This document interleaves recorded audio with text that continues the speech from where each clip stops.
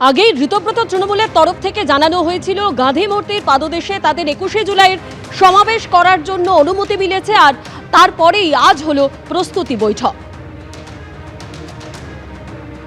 তিনটা শহীদ পরিবারদের স্বাভাবিকভাবে এখন দেখুন গণতান্ত্রিক ব্যবস্থার মধ্যে, গণতান্ত্রিক কাঠামোর মধ্যে চারটে কেন 40টাও মিটিং হতে পারে, তো যে যার মতো মিটিং করবেন, তাতে কোনো সমস্যা নেই। কিন্তু দিনটা নাচাগানা করার জন্য নয়, দিনটা শহীদদের স্মরণ করবার জন্যে, সো কল্ড সেলিব্রিটিদের নিয়ে মাতামাতি করার দিন এটা নয়। শহীদদের স্মরণ করা, শহীদদের তর্পণ করা, এইটা হচ্ছে দিন। মমতা বন্দ্যোপাধ্যায়ের ঘনিষ্ঠরা একের পর এক দলত্যাগ করছেন, আর তারই মধ্যে অভিষেক বন্দ্যোপাধ্যায়কে বাঘ বলে বাঁচানোর মরিয়া চেষ্টা করলেন মমতা বন্দ্যোপাধ্যায়। যদিও কটাক্ষ করে ঋতব্রত বন্দ্যোপাধ্যায় এবং শ্রমিক ভট্টাচার্য তারা বলছেন বাঘ না বাগরোল।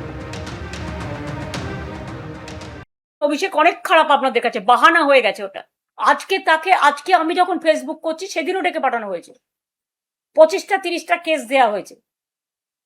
সেটা সহ্য করছে, একটু সেটিং করে নিলে সব থেকে রিলিফ হতে পারত।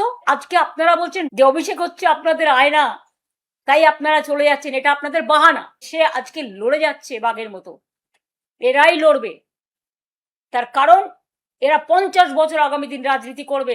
এখানে যেমন বাঘও আছে, বাগরোলও আছে। তো এখন এই যে ডিম, মানে ওই যে বললাম বাঘ ডিম খায় কিনা জানি না, কিন্তু এই বাগরোল আর কি, মানে যাকে উনি বাঘ বলছেন, সে কিন্তু ডিম খাবে না বলেই বেরোতে চাইছিল না। তো স্বাভাবিকভাবে মানে ডিম খাওয়ার ভয়ে যে বাঘ বেরোতে চাইছে না, তাকে দিয়ে কিছু আর হওয়ার নেই। আর উনি যেটা হচ্ছে যে, আমি আগেও বলেছি, উনি তো একটা অসম্ভব পারদর্শী এলিমেন্ট।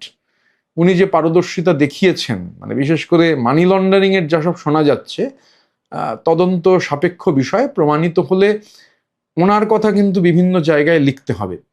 মানে এই ধরনের মানি লন্ডারিং এর নতুন ভিস্টা উনি যদি মানে এটা যদি এস্টাবলিশড হয়, যা শোনা যাচ্ছে, মানে উনি বাঘ বলছেন, আমি ওই আবার বলছি বাগরোলকে হয়তো গুলিয়ে ফেলে বাঘ বলেছেন, কিন্তু মানি লন্ডারিং এর ক্ষেত্রে তখন ওনাকে বাঘ বলতে হবে আর কি। তখন যে মানি লন্ডারিং এর ক্ষেত্রে উনি সত্যি একটা মানে দৃষ্টান্ত স্থাপন করবেন, যদি যা শোনা যাচ্ছে তা প্রমাণিত হয়। ওটা না বললে উনি বিপদে পড়বেন, কারণ বাঘকে উনি বলছেন বাঘের মতো লড়াই করছেন, মানে বাঘকে উনি জঙ্গলে পাঠাতে চাইছেন, একটা বার্তা দিচ্ছেন।